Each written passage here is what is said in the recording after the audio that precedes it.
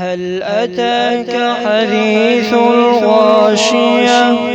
وجوه يومئذ خاشعة عاملة ناصبة تصلى نارا حامية تسقى من عين آنية ليس لهم طعام إلا من ضريع لا يسمن ولا يغني من جوع وجوه يومئذ ناعمة لسعيها راضية في جنة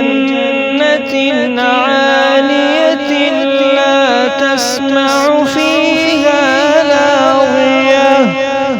فيها عين جارية فيها سرر مرفوعة وأكواب موضوعة ونمارق مصفوفة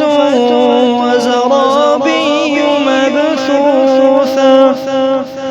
أفلا ينظرون إلى الإبل كيف خلقت وإلى السماء كيف رفعت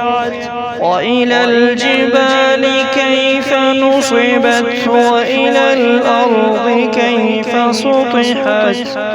فذكر إنما أنت مذكر لست عليهم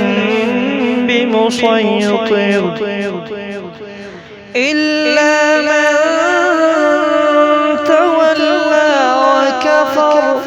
فيعذبه